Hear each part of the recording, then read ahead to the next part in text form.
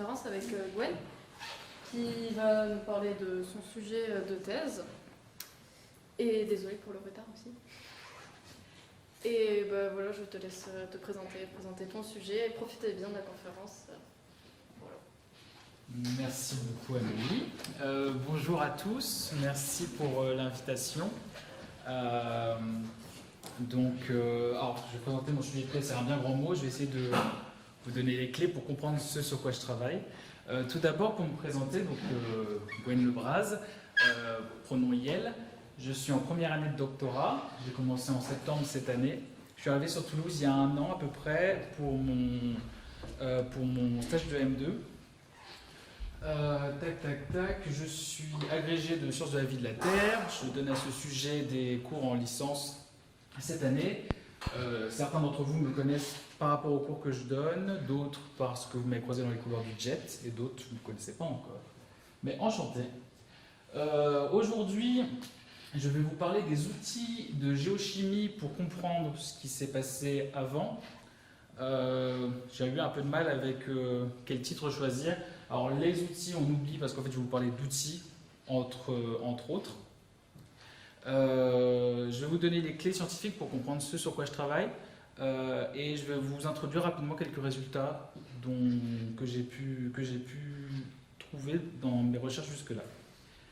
Le cadre de ma thèse, pour quand même parler de ma thèse, c'est d'étudier les effets de la géologie, du climat, de l'environnement, mais aussi de la culture sur des outils qu'on utilise pour tracer les régimes alimentaires, les isotopes du zinc et les isotopes de l'azote dans les acides aminés du collagène.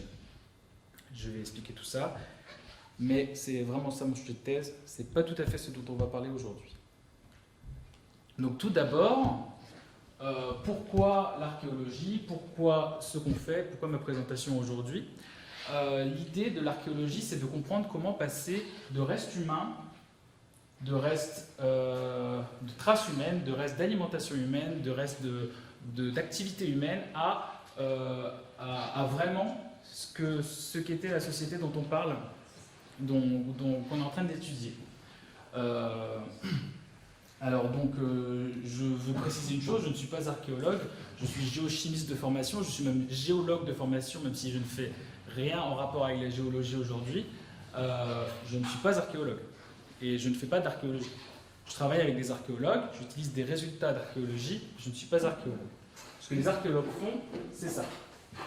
Avoir des restes humains, des restes d'artefacts et extrapoler et tenter de donner des hypothèses qui ne sont jamais vérifiées parce que les humains qu'on étudie ne sont plus là pour nous confirmer ce qu'ils faisaient exactement.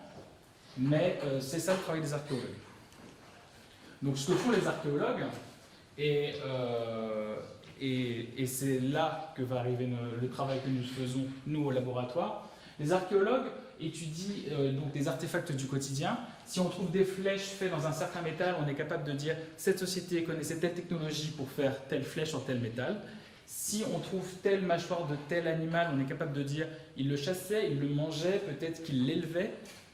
Si c'était une vache, l'élevait-il pour la viande, l'élevait-il pour le lait, connaissait-il déjà la domestication? On ne peut faire que des hypothèses. Si on trouve telle poterie, on peut dire il savait cuisiner, etc., etc. Pour ce qui est ensuite de l'architecture, c'est une autre forme d'artefacts que nous laissent les civilisations anciennes. Ça nous permet d'avoir une meilleure idée de comment la société se structure. Y a-t-il un bâtiment principal bien construit, bien conservé au centre de la ville, au centre du hameau, et d'autres petites habitations autour, ou alors toutes les habitations sont-elles similaires? Ça nous permet d'avoir des idées sur le quotidien des populations, sur la façon dont la population en général vivait. Toujours encore une fois des idées et des hypothèses, on n'est encore certain de rien à chaque fois, et à chaque fois on a des informations sur la société en général, le groupe en général, on a peu d'informations sur les individus précisément. Si on retrouve une vache, on ne sait pas à qui elle appartenait. Si on retrouve un squelette, une mâchoire de vache dans la tombe de quelqu'un, on ne peut pas être sûr que c'était la vache de cette personne. On ne peut pas être sûr que cette personne consommait de la vache. C'est là que s'intègre notre étude. D'autre part, si on veut s'intéresser plus aux personnes, précisément, on va s'intéresser à leur tombe. Là, quand on trouve la tombe de quelqu'un, on sait qu'on parle vraiment de cette personne. On peut retrouver des artefacts de poterie, des artefacts d'armes. On peut, si on a des armes, on peut se dire c'était peut-être un grand soldat. Ou peut-être c'était comme ça qu'on enterrait tout le monde à l'époque. Ou alors on le détestait et donc on lui met une arme avec lui pour... je ne sais pas. On ne peut faire que des hypothèses. On peut faire des hypothèses sur la fonction, on peut faire des hypothèses sur la reconnaissance de cet individu au sein de la société. Mais on n'est sûr de rien à chaque fois. Et d'ailleurs, il y a beaucoup de biais qui sont faits en archéologie. D'abord, des biais d'interprétation. En trouvant des bijoux, on a tendance à dire c'est une femme, sans faire aucune analyse anthropologique ou ADN. Si on trouve une âme, on va dire c'est un chef guerrier, alors qu'en fait pas forcément, c'était une coutume que ces gens avaient, d'enterrer leurs morts tous de la même façon et tous comme ça. Donc c'est aussi là que vient notre travail pour préciser le travail des fois d'archéologues qui par le passé pouvaient être biaisés. Quand on s'intéresse à la tombe de quelqu'un, on s'intéresse à ses ossements, et quand on parle d'ossements, on peut avoir des traces que les anthropologues vont étudier. Si vous trouvez quelqu'un qui est mort et qui a eu pendant sa vie du rachitisme, une maladie associée à un régime alimentaire avec une carence de vitamine D, vous aurez une déformation de ses os, des os des jambes plus petits, courbés, et donc là vous saurez directement que cette personne avait le rachitisme au cours de sa vie. Si vous trouvez une énorme ouverture au milieu du crâne, vous avez sans doute l'idée de la façon dont la personne est décédée. Ça, c'est le travail des anthropologues.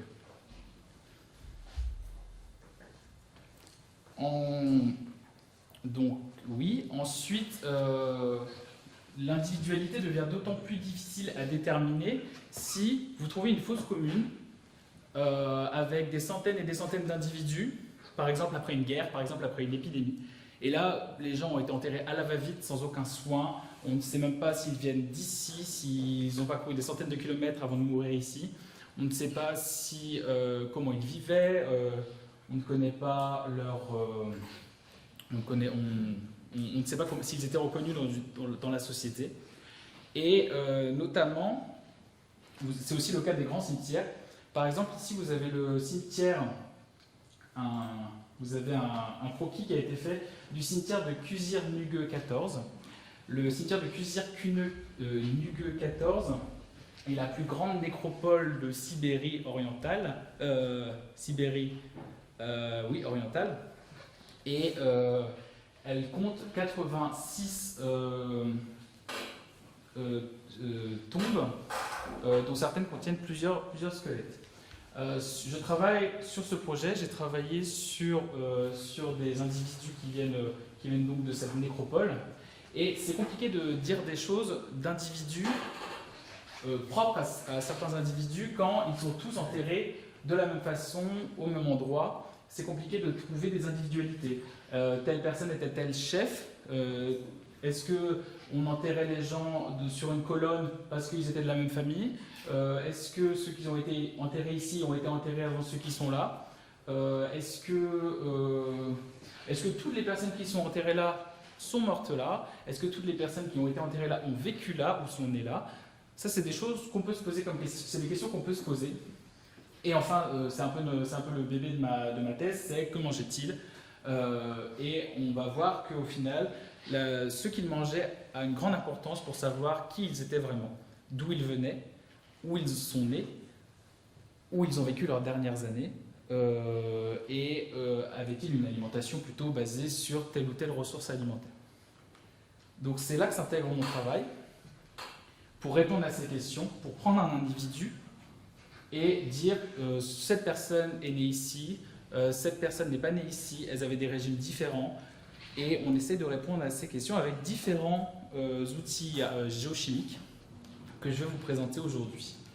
Alors tout d'abord, pour qu'on parle tous de la même chose, je vais faire quelques bases scientifiques.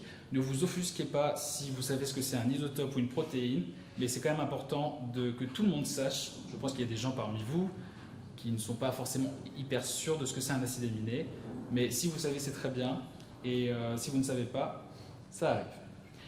D'abord, un atome. Un atome, c'est un noyau composé de protons et de neutrons autour duquel gravitent des électrons. Il y a autant de protons que d'électrons, et c'est le nombre d'électrons qui fait la propriété d'un élément chimique. Les éléments chimiques sont figurés de la sorte, le symbole au milieu, c'est pour carbone, le numéro atomique qui correspond au nombre d'électrons de l'élément chimique, et enfin la masse atomique moyenne. Masse atomique moyenne, pourquoi? Parce qu'il existe différentes masses pour chaque élément, ce qu'on appelle différents isotopes. Pour reprendre le cas du carbone, on a les isotopes 12, 12, 13 et 14, qui correspondent donc à 3 masses différentes. On a 3 masses parce qu'on a un nombre différent de neutrons à l'intérieur du noyau. Donc les propriétés chimiques de l'élément ne changent pas, seulement change sa masse. Le carbone 12 est largement majoritaire. Ça, on le voit à la masse moyenne du carbone. Ensuite, le carbone 13 minoritaire est lui stable, et le carbone 14 que vous connaissez tous est lui instable et subit une décroissance radioactive. En géochimie, on utilise un outil qu'on appelle le delta. Ça peut être delta C13 ici parce qu'on parle de l'isotope 13. Moi, je travaille sur le zinc, et en particulier sur l'isotope 66 du zinc. On parlera d'isotope de delta 66Zn. Ça s'adapte en fonction de ce qu'on étudie. On utilise cette appellation, cette notation, pour comparer les choses entre elles. On a ici le rapport, le nombre d'atomes, le nombre de noyaux 13 du carbone sur le nombre d'atomes 12 du carbone de l'échantillon qu'on veut analyser. Imaginons que je veuille analyser le rapport isotopique de cette table. Je vais compter, les machines le font pour nous, je vais compter les carbones 13 et 12 de cette table, faire le rapport, le comparer au rapport d'une référence que tout le monde utilise pour qu'on parle tous de la même chose. Puis après, je vais faire -1 et je vais exprimer ça en pour 1000. Ça, c'est l'outil géochimique de base. Pour ce qui est du carbone 14, il subit donc une décroissance radioactive, c'est-à-dire qu'au cours du temps, la population initiale de noyaux va décroître selon une règle qui est exponentielle négative, avec un facteur lambda qui dépend de la période de l'atome. Cette période est calculée en fonction, la période correspond au moment où la moitié de la population initiale a été épuisée. Voilà. Enfin, le dernier point, l'avant-dernier point auquel je voulais aborder, c'était la notion de protéines. Vous avez sans doute tous fait cette expérience, ou peut-être en avez-vous entendu parler, où l'on met un os de poulet dans du vinaigre, on attend 4 jours, une semaine, peut-être 2 semaines, je ne sais pas exactement comment ça marche avec le vinaigre, et on finit par sortir du vinaigre un os qu'on peut plier en deux sans le rompre. Ça vous parle? Et ben, c'est ce que je fais au labo pour extraire du collagène. Je n'utilise pas de vinaigre, j'utilise d'autres acides, mais ce qu'il reste à la fin de cette expérience, c'est l'architecture protéique de l'os, qu'on appelle le collagène, qui compose 30% de la masse de l'os. C'est, je crois, la protéine la plus abondante du règne animal. C'est d'ailleurs le collagène de type 4 est la chose est un des éléments qui permet de définir les métazoaires. Le collagène, donc à la fin de cette expérimentation, il ne reste que le collagène. Et le collagène est utilisé comme sorte de rail par les cellules qui vont créer l'os et minéraliser l'os. Le phosphate de calcium qui est minéralisé sur cet échafaudage protéique. Une protéine, c'est quoi? Donc là, vous avez une image grossière de ce qu'est une fibre de collagène. Une fibre de collagène est composée de plus petites fibrilles qui sont elles-mêmes composées de chaînes. Ces chaînes sont en fait un enchaînement d'acides aminés. Et c'est important de se rappeler de ce qu'est un acide aminé. Ce sont les briques qui composent le collagène. Les acides aminés ont tous cette structure globale composée d'une chaîne azote-carbone-carbone. Ils ne diffèrent que par le groupement R qui est ici. Ce groupement R varie d'ailleurs d'un acide aminé à l'autre. Pour la phénylalanine, ici, il s'agit de ce cycle. Pour la glycine, il s'agit d'un H qui n'est pas représenté là, un atome d'hydrogène qui n'est pas représenté là. Pour la proline, il s'agit de ce groupement ici. Et pour l'hydroxyproline, le même groupement auquel est ajouté un groupe hydroxyle. Donc, le collagène est une protéine. Les sous-éléments de la protéine sont les acides aminés. Vous vous rappelez qu'il y a dans un acide aminé 2 carbones et un azote. Il peut d'ailleurs avoir d'autres azotes dans les groupements ici et d'autres carbones. Ok ? Et enfin, une dernière notion qui est à avoir en tête pour la suite, c'est la notion de niveau trophique. On parle souvent de chaîne alimentaire. Il est plus correct de parler de réseau alimentaire, voire même de réseau trophique. En fait, c'est à chaque fois la même chose, c'est-à-dire il y a un ensemble d'individus, d'animaux et de plantes qui se mangent entre eux. Les plantes ne mangent pas grand monde la plupart du temps, mais ça arrive. Les plantes, dans le cas de la figure représentée ici, sont appelées les producteurs primaires. Les producteurs primaires, dans le cas d'un océan, ce sera également le phytoplancton, donc diatomées, coccolithophoridés, tout ce que vous voulez, qui seront mangés ensuite par des consommateurs primaires. Ces consommateurs primaires vont être mangés par d'autres, ce sont des consommateurs secondaires, etc., jusqu'au maillon le plus haut de la chaîne, on va dire, qui sont donc les prédateurs supérieurs, le tigre dans la jungle, la buse dans la prairie, et voilà. Donc à chaque niveau, on va parler de niveau trophique, avec un niveau trophique 1 ici, et puis chaque fois qu'on va passer un niveau, on va augmenter d'un cran. Maintenant qu'on a tout ça en tête, revenons à l'archéologie et voyons comment ce qu'on fait en géochimie peut nous aider à répondre à ces questions. Qui sont les personnes qu'on étudie? Quand ont-elles vécu? Quels liens ont-elles avec les autres? De quoi se nourrissaient-elles? Si elles se nourrissaient de quelque chose en particulier, y a-t-il eu une évolution au cours de la vie? Peut-on, par exemple, chercher à savoir, à connaître la durée de l'allaitement et la durée du sevrage chez certaines populations? C'est une question qui intéresse pas mal les personnes qui font de l'archéoscience. Et enfin, dans quel milieu évoluaient ces personnes? On va parler d'un certain nombre d'éléments aujourd'hui. Le carbone, pour le carbone 13 et le carbone 14, l'azote, pour l'azote 15 et l'azote 14, le zinc, qui est la chose que j'étudie principalement, et le strontium.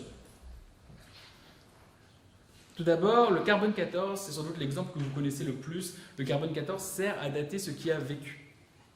Il sert à dater ce qui a vécu parce que le carbone 14 se forme dans la haute atmosphère du fait des vents solaires et un noyau d'azote 14 stable peut recevoir un neutron et donc devenir du carbone 14. Ce carbone 14 est instable.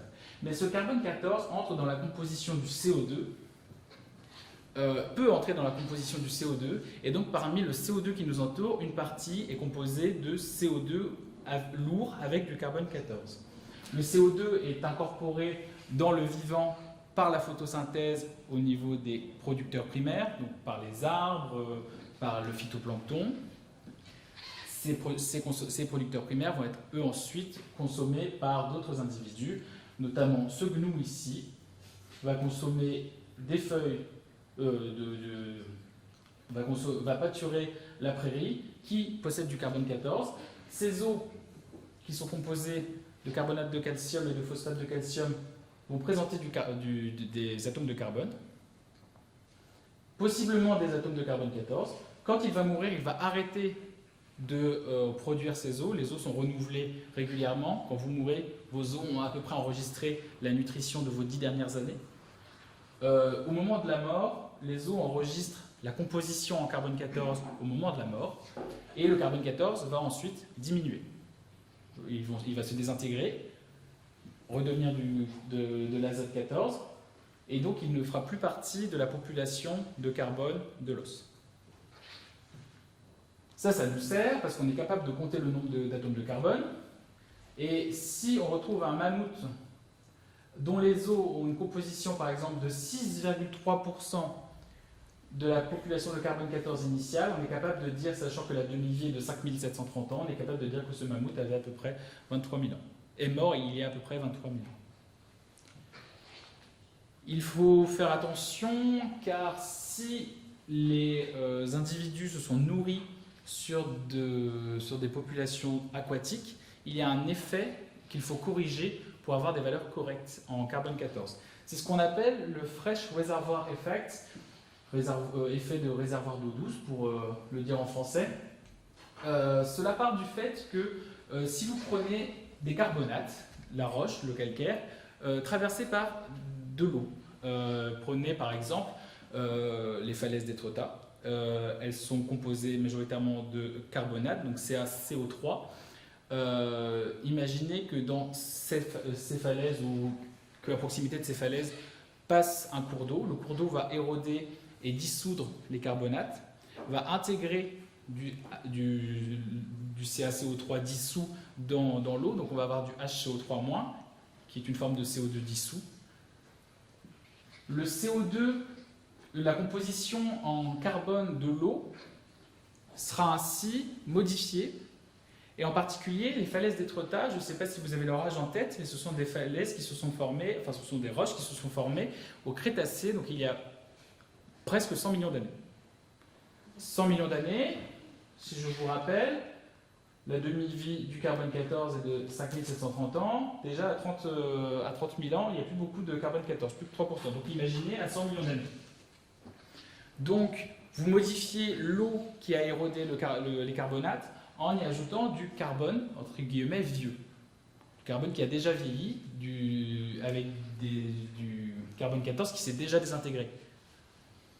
Donc, un poisson qui vit dans un lac dans lequel se jette cette rivière qui a érodé des carbonates vieux va consommer du phytoplancton qui lui va respirer du CO2 vieux, donc avec moins de carbone 14. Et donc, quand on va étudier ce poisson, il aura intégré du carbone qui est vieilli, avec moins de carbone 14, et quand on va vouloir calculer son âge, on va trouver un âge plus vieux que quel âge du même arbre qui est mort sur les bords du lac et qui, lui, était en équilibre avec le CO2 de l'atmosphère. Et donc, on va trouver à peu près une différence de plus de 1000 ans, qui est beaucoup quand même pour la durée de vie d'un poisson. Maintenant, on oublie le carbone 14, qui lui est instable, on passe au carbone 13. Le carbone 13, il est tout aussi stable que le carbone 12, mais il est plus lourd. Il existe au moins deux types de métabolisme de plantes qui métabolisent différemment le CO2. Les plus connus sont les plantes en C3, que l'on trouve sous nos latitudes, et qui métabolisent directement le CO2 dans le cycle qu'on appelle le cycle de Calvin, et qui rentre par le biais de la rubisco, qui est une enzyme qui intègre le CO2 dans la matière organique. On parle de C3 parce que le CO2 est incorporé dans une molécule qui possède 3 carbones, 3 atomes de C. Le cycle C4, il existe chez des plantes qui vivent, par exemple, dans la savane, dans des milieux chauds, plutôt secs, parfois arides. Et c'est une adaptation que ces plantes ont et qui leur permet de différencier l'incorporation du carbone. Et notamment, le carbone n'est pas directement... le CO2 n'est pas directement impliqué dans le cycle de Calvin par la rubisco. Il passe d'abord par la PEP carboxylase. Il transforme une molécule de phosphoénol pyruvate en une molécule à 4 carbones. C'est pour ça qu'on parle de plantes en C4. La rubisco est une enzyme très sélective sur le type de carbone qu'elle va intégrer. Elle va intégrer très majoritairement du carbone 12. Et donc on va avoir, chez les plantes en C3, des plantes très appauvries en carbone 13. Elles auront donc un delta C13 très bas, si vous vous rappelez du delta de tout à l'heure. Dans les plantes en C4, la PEP carboxylase est sélective, mais elle l'est beaucoup moins. On aura une composition de ces plantes avec un delta C13 négatif, mais quand même moins que les plantes en C3. Ce Ce qui nous donne donc ce type de graphique avec certaines plantes qui auront, les plantes en C4 qui auront une composition d'à peu près moins 13 pour 1000 et les plantes en C3 qui auront une composition d'à peu près moins 28 pour 1000. Cette composition va se retrouver chez les herbivores qui vont consommer ces plantes. Donc, si on étudie l'émail dentaire des herbivores qui ont mangé ces plantes, on va retrouver le même écart d'à peu près 14 pour 1000 entre ces populations. Donc si vous retrouvez demain, je ne sais pas, dans une poubelle, des ossements qui vous semblent suspects, vous voulez les analyser, vous saurez si c'est un herbivore, qui a consommé plutôt des plantes en C3 ou des plantes en C4.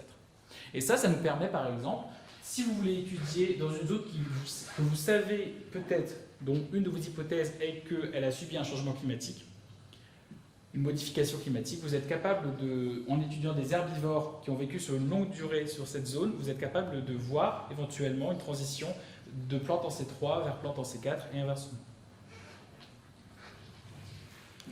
Ce qui marche pour les plantes en C4 et en C3 marche aussi pour les algues, pour les plantes aquatiques d'eau douce et également pour le phytoplancton.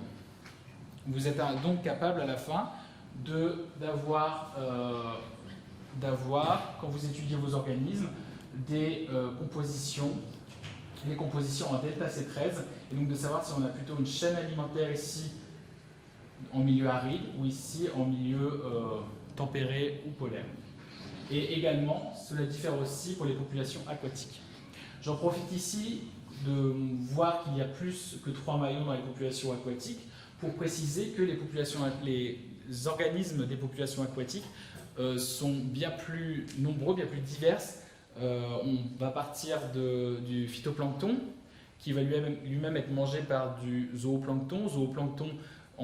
Au sein du zooplancton, le zooplancton va se manger entre eux. Parce qu'il y a différents organismes qui peuplent le zooplancton, différents types de larves. Puis ce zooplancton va être mangé par des petits animaux, des petits poissons qui vont être mangés par des gros poissons, etc.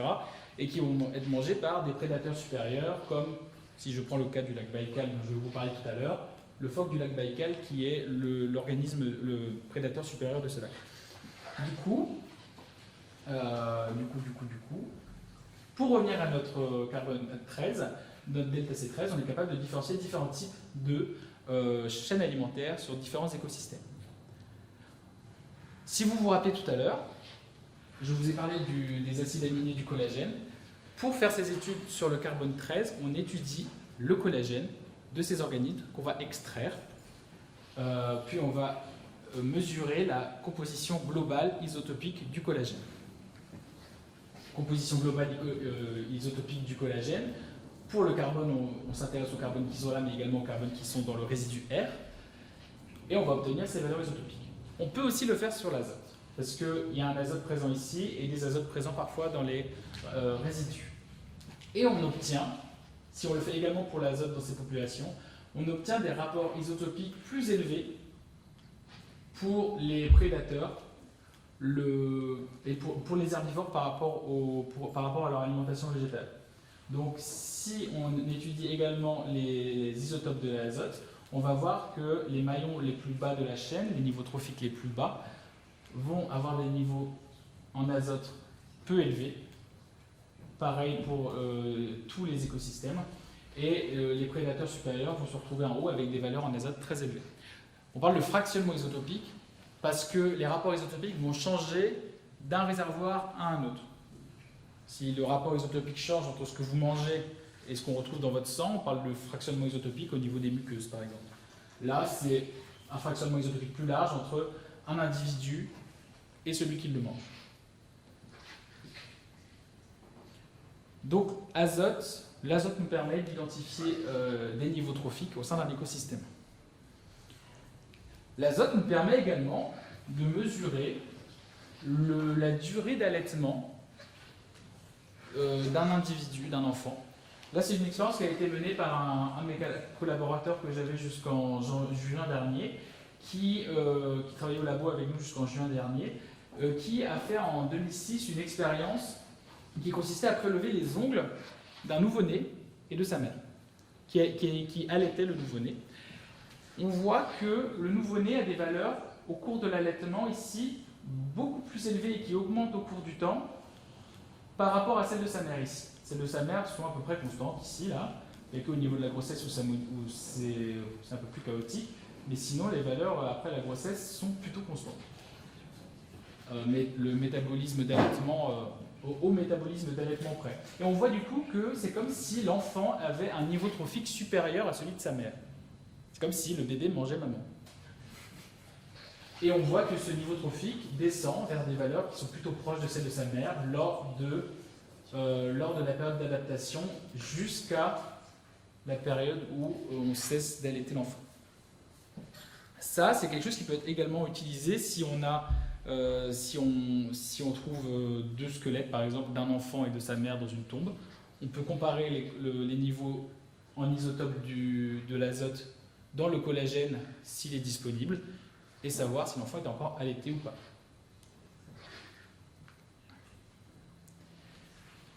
Ensuite, on peut faire là c'est exactement la même chose que ce qu'on a montré précédemment. On étudie le collagène total pour une herbe, un guppy et un piranha. L'azote 15 a des compositions de plus en plus élevées qu'on va dans la chaîne alimentaire. Et ensuite, on peut regarder pour chaque acide aminé, si vous vous rappelez, les acides aminés, on trouve carbone, azote. Et carbone et azote dans les résidus. Si on regarde pour chaque acide aminé, ses compositions en carbone et en azote, ces compositions isotopiques, si on regarde les compositions en azote, on voit qu'elles ne sont pas les mêmes et elles n'évoluent pas de la même façon le long de la chaîne alimentaire pour ces deux acides aminés qu'on a présentés ici, la phénylalanine et l'acide glutamique. Je ne sais pas si vous êtes au courant, mais il existe deux grandes familles d'acides aminés, des acides aminés dits essentiels et non essentiels. Les acides aminés essentiels sans lesquels vous ne pouvez pas vivre, et les acides aminés non essentiels qui sont métabolisés au sein de l'organisme, produits par l'organisme lui-même, à partir de ces acides aminés essentiels. Ainsi, la phénylalanine ici, vous le devinez sans doute, c'est un acide aminé essentiel qui n'est pas métabolisé et qui, d'un échelon trophique à l'autre, ne change presque pas de valeur. On a seulement un écart de 0,4 pour 1000, ce qui est très faible d'un échelon à l'autre. Alors que l'acide glutamique, qui lui, un acide aminé non essentiel, change énormément et s'enrichit au fur et à mesure qu'on monte dans la chaîne trophique en azote 15.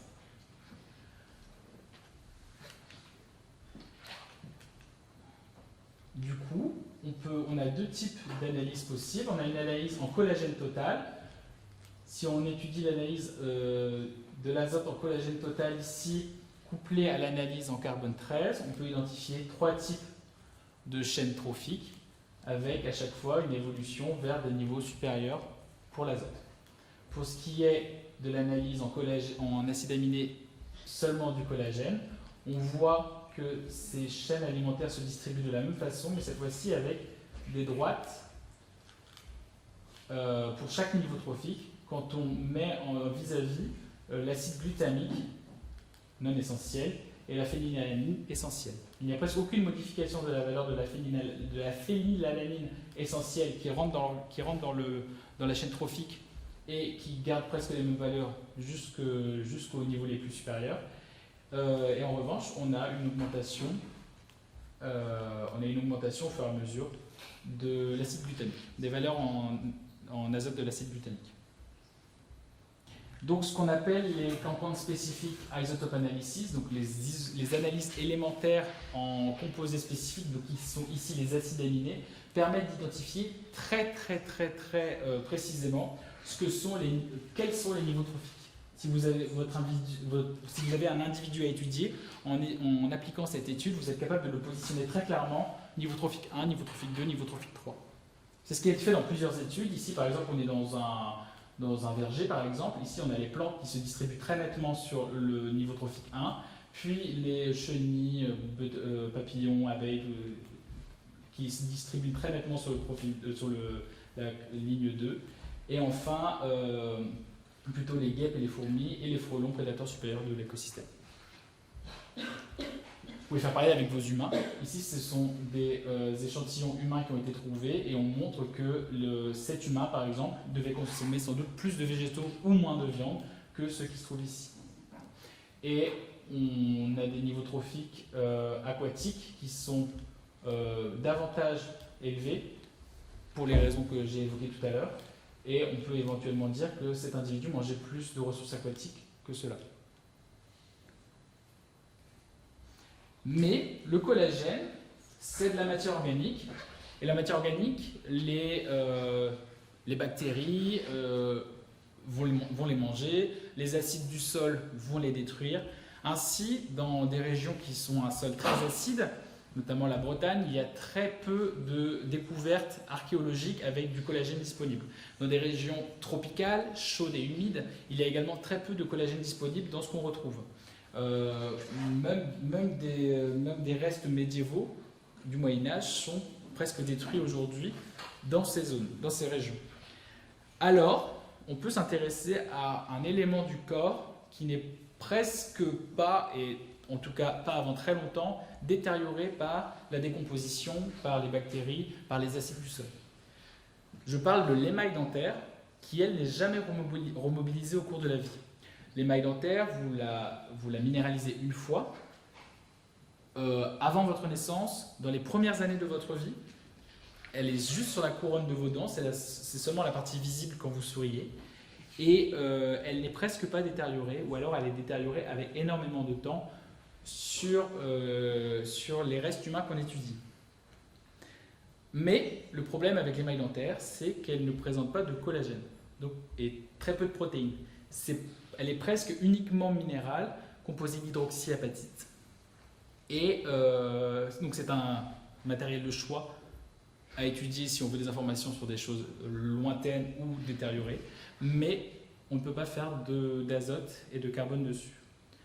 Arrive le zinc, qui lui est présent au sein de l'hydroxyapatite et qui va nous donner des informations sur la nourriture, des informations trophiques sur ce que mangeait l'organisme au moment de la formation de la couronne dentaire. Ici, vous avez un graphique qui vous explique comment marchent les rapports isotopiques du zinc, delta 66Zn, à partir de l'entrée du zinc dans l'écosystème par les plantes. On va avoir un enrichissement au niveau des premiers herbivores. Ça, c'est au niveau digestif. Les herbivores vont enrichir du fait de la composition de certains éléments dans les végétaux.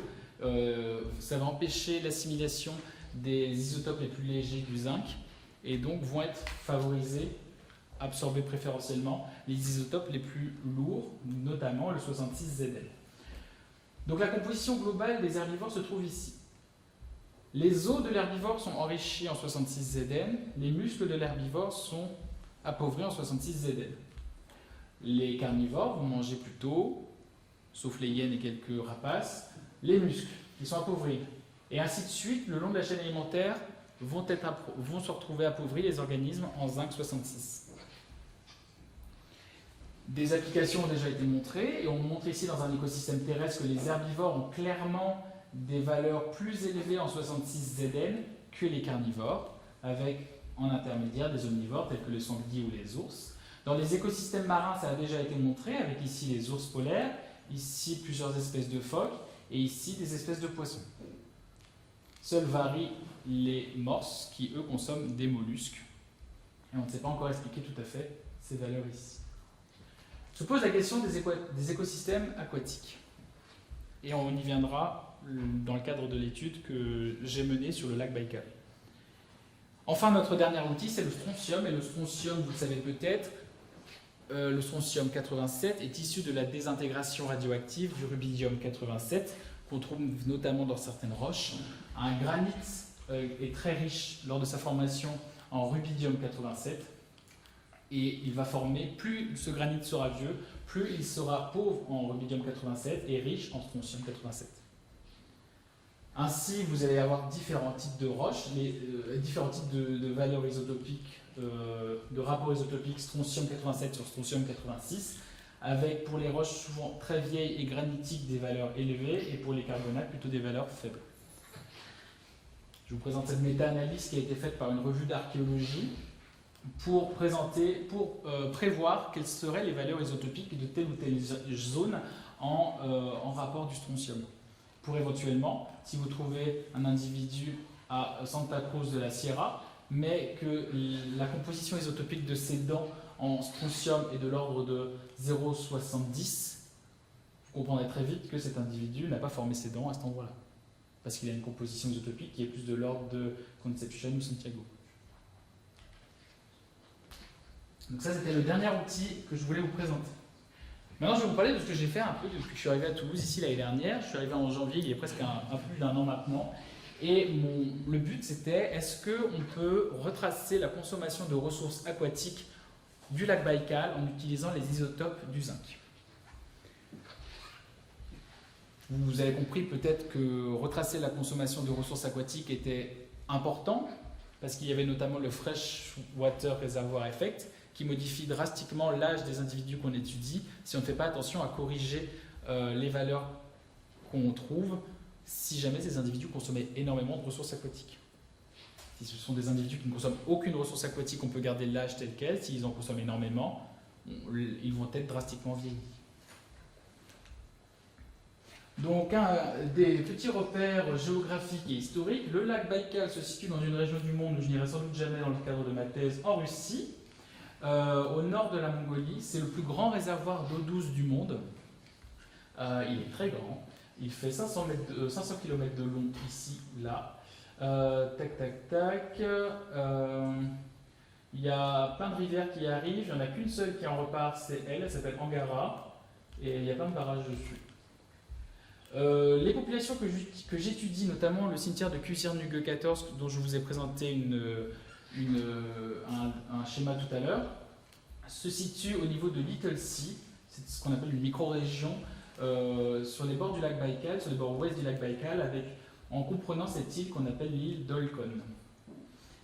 Les populations qu'on étudie à Little Sea datent de l'âge de bronze précoce, c'est-à-dire 4200 à 3600 avant présent. Avant présent, c'est avant 1950. Et les datations prennent en compte la modification, le Fresh Reservoir Effect.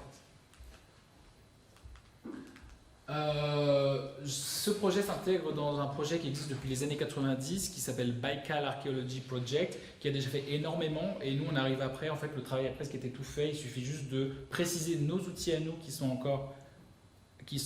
encore des incertitudes avec ce que eux ont déjà fait comme travail archéologique, mais également sur le carbone et l'azote et le strontium. Voilà.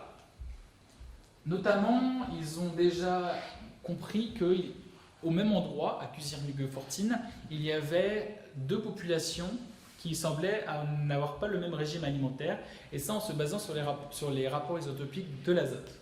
Ils ont trouvé des populations qui avaient un régime alimentaire basé sur du poisson et du gibier, et ces populations ont des rapports isotopiques plutôt faibles en azote. D'autres populations, celles-ci majoritaires, avaient des valeurs plus élevées en azote, et elles ont été interprétées comme des populations mangeant du phoque. Le phoque du lac Baïkal est le plus petit phoque du monde et le seul phoque endémique d'une zone d'eau douce. Pour ce qui est de notre échantillonnage, si c'était disponible, et préférentiellement on a prélevé de l'émail, pour les raisons que vous savez, parce qu'on étudie le zinc, et parce que souvent on obtient de meilleurs résultats qu'avec la dentine ou l'os. Quand ce n'était pas possible, ou pour d'autres raisons parfois, nous avons échantillonné de l'os, mais de l'os cortical, donc sans trou à l'intérieur, plutôt que de l'os trabéculaire ici. Et souvent d'ailleurs plus traversé par des fluides dans les sépultures et plutôt contaminé par le sol et donc potentiellement inexploitable. Voilà, on a des échantillons donc d'humains, de faune terrestre, cervidés notamment, mais un tas d'herbivores, d'autres des omnivores, des chiens, des loups, des ours, et voilà, des phoques et des poissons. L'idée, c'est beaucoup de savoir est-ce qu'on peut retracer la consommation d'eau douce et également de préciser des études déjà faites par le projet Baïkal. Et enfin, on avait des échantillons qui ont suivi des crémations. L'idée était de savoir est-ce que le zinc est resté un indicateur valide pour ces échantillons-là. Sachant que quand vous avez une crémation, vous détruisez totalement la matière organique, vous brûlez toute trace de collagène, donc vous n'en avez plus, vous ne pouvez plus faire d'études en carbone et azote. Ça, c'est les phoques. Et pour l'étude, globalement, c'est le paysage trophique que j'ai à vous proposer à la suite de cette étude, avec des rapports isotopiques en zinc très élevés pour les herbivores, qui sont significativement différents de ceux des humains qui les consomment. Les herbivores terrestres, notamment de nombreux chiens que nous avons étudiés, ont une consommation sans doute très proche de celle des humains qui les accompagnent. Et les phoques et les humains ont presque les mêmes valeurs isotopiques. Il y a une différence significative entre les poissons et les humains, et il n'y a pas de différence significative entre les poissons et les phoques. Bizarre, me direz-vous, oui, mais on n'a pas étudié le seul poisson que mange le phoque. Il mange un poisson très précis qu'aucun pêcheur de la région va pêcher parce qu'il est trop profond, il n'a pas d'os, il ne sait que de la graisse. Très intéressant pour le phoque, mais trop dur à aller pêcher. Donc j'en ai eu qu'à partir de septembre, ils ne sont pas encore analysés. Donc voilà. Autre biais possible, c'est que le phoque mange toute sa proie d'un coup, d'une seule bouchée. Vous, je pense que vous enlevez quand même l'arête de vos poissons avant de les manger. Voilà pour le zinc. Et pour revenir donc, à une population qui ne mangeait que du poisson et du gibier, ou alors aussi du phoque, on voit qu'avec le zinc, on a une différence très nette entre ces deux types de populations. Donc pour la question, est-ce qu'on peut retracer la consommation de ressources alimentaires? Donc là, on a couplé zinc et azote pour nos individus humains, pour savoir si on pouvait avoir une trace à peu près de quels individus mangeaient plutôt des ressources lacustres et les autres pas. Et donc là, on a eu clairement une droite de distribution, avec ici plutôt un pôle d'individus qui étaient plutôt continentaux, donc loin du lac, et qui mangeaient plutôt des individus, plutôt des herbivores et éventuellement des poissons. Et ici, les individus qui mangeaient aussi des phoques. Là, on rajoute les animaux. On voit qu'on a nos cerfs qui sont très loin. On a un pôle plutôt avec des niveaux trophiques très faibles ici et très élevés là. Vous voyez que les phoques s'intègrent dans le groupe des humains ici, avec les 4 humains qui sont là, qui ne mangent pas de phoques, et les autres humains qui mangent du phoque, qui ont un niveau supérieur au phoque, et les autres un niveau inférieur au phoque. Niveau trophique inférieur au phoque. Pour ce qui est du strontium, là c'est un peu plus technique, mais on arrive à isoler 2 clusters avec 2 types de populations. Donc les individus en vert, je ne vous l'ai pas présenté, c'est les individus qui viennent d'une autre région, qui viennent d'une région qu'on appelle Angara. Et on interprète les 4 individus qui ne mangent pas de phoques comme des individus qui venaient de là-bas et qui ont fini leur vie à Little Sea. Et donc il y avait des coutumes différentes, qui ne mangeaient pas de phoques, que dans leurs dents n'ont pas enregistré, au moins lors de leur formation, la consommation de phoques. Et en plus, avec le strontium, on montre qu'ils appartiennent donc à ce groupe-là qui vient de la zone d'Angara, et ce groupe-là qui vient plutôt de la région d'Ittle Sea.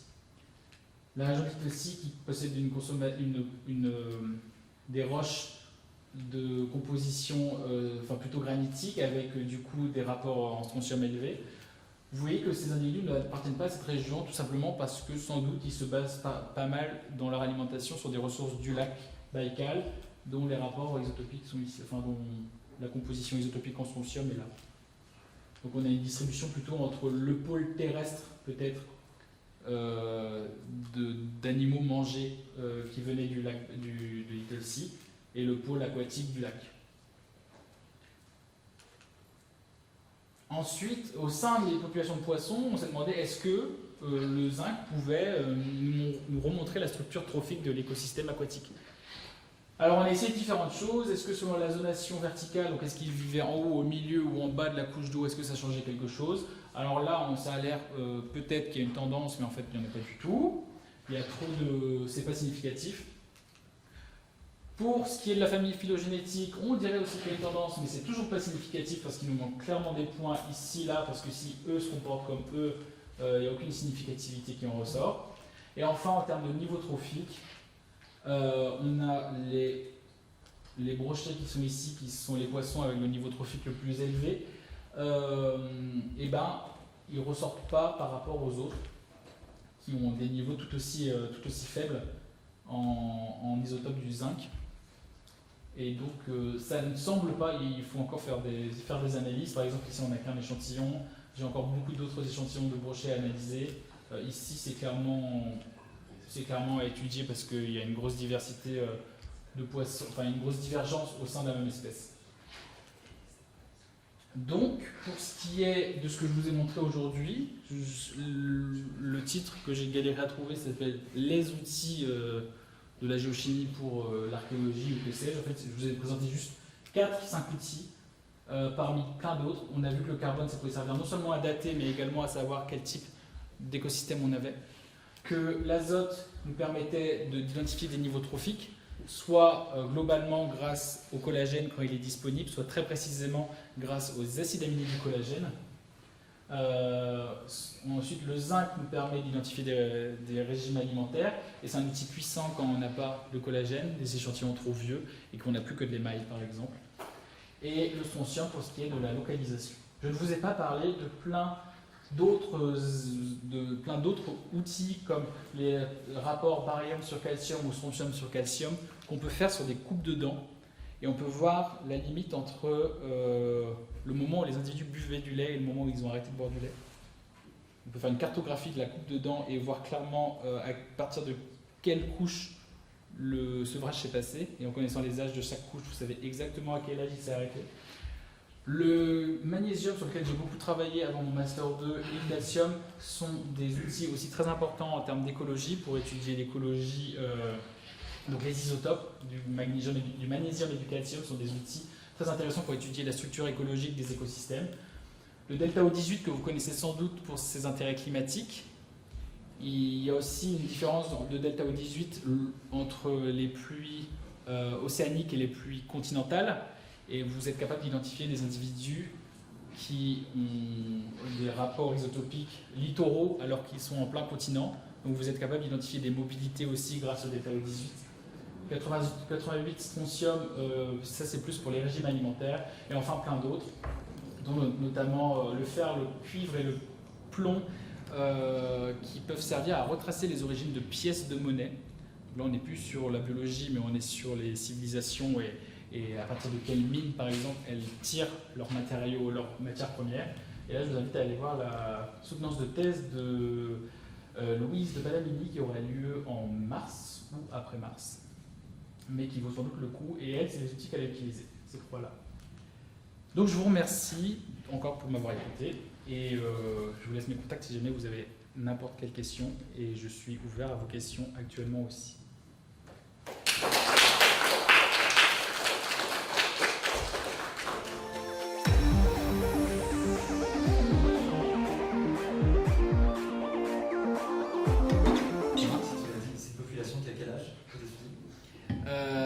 Elles ont entre 5000 à peu près, 4200 et 3600 avant présent, c'est-à-dire qu'il faut enlever 1950 années pour avoir l'âge avant Jésus-Christ.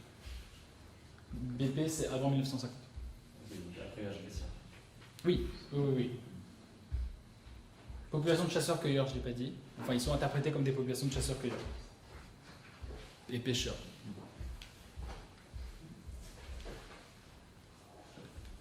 Ouais. À la fin, tu parlais de la différence entre les pluies qui étaient océaniques et les pluies maritimes. Du coup, est-ce que tu peux extrapoler ce genre de données pour étudier la météo qu'il y avait à l'époque et alors, ce serait une tendance très grossière, mais de savoir à peu près à quel endroit, quel type de pluie tombait? Oui, alors c'est la différence entre des pluies continentales et littorales. Okay. J'ai dit océanique, c'était une bêtise. Non, c'est moi qui ai du mal. Il y a des travaux qui ont déjà été faits et on peut déjà étudier des variations climatiques. Comme ce que j'expliquais pour le delta C13, pour les populations d'individus qui se nourrissaient d'un type de plante sur une région donnée, on peut également le faire sur le delta O18 si tu étudies des eaux qui sont bien conservées encore de populations qui ont vécu au même endroit sur très longtemps. Et ben, si tu observes au même endroit une variation de delta O18, tu peux l'interpréter comme une variation climatique. Ouais, mais il faut le regarder à une assez grande échelle de temps. Bah, le temps qu'un littoral se transforme en continent, quoi. Ouais, mais tu peux aussi avoir des variations climatiques. Tu peux. Le delta O18 varie avec la latitude. À une latitude donnée, il varie entre l'océan et le milieu du continent. Mais du coup, tu peux retrouver éventuellement des mêmes valeurs isotopiques de delta O18 entre le cœur du continent africain et le littoral breton. Parce qu'ils ont évolué dans un sens, mais aussi dans l'autre. C'est du fait d'évolution des masses d'air et d'un fractionnement isotopique dû aux pluies et aux précipitations. Ouais. Donc le zinc, à la fin, est-ce qu'il est toujours efficace pour les individus qui ont subi une crémation? Oui, ils sont... En fait, les individus qui ont subi une crémation, c'était 2 chiens. Hein. Je pense que ce que j'ai pas dit, c'est que les échantillons qui arrivent aux géochimistes, et c'est vraiment pas pour ça que je suis archéologue, c'est vraiment pour ça que je ne suis pas archéologue. Les archéologues ne donnent pas leurs biens, leurs ossements, leurs outils à des géochimistes, car ils savent que les géochimistes ils vont prendre là-dedans, ils vont faire plouf dans l'acide et il n'y aura plus dedans. Donc les échantillons qu'on reçoit sont assez peu magistraux, incroyables, ouf. Donc on a reçu plein d'échantillons quand même, et parmi ceux-là, 2 échantillons de chiens qui ont subi une crémation. Et ces échantillons de chiens sont tout à fait là. On a, j'ai pas refait ma figure, mais on a 2 valeurs ici et 2 valeurs là, qui sont à la fois la valeur dans la dentine et dans l'émail pour les individus qui ont subi une crémation, et ils sont tout à fait aux valeurs auxquelles on s'attendrait pour des omnivores. Donc ouais, c'est encore valide pour des individus qui ont subi une crémation.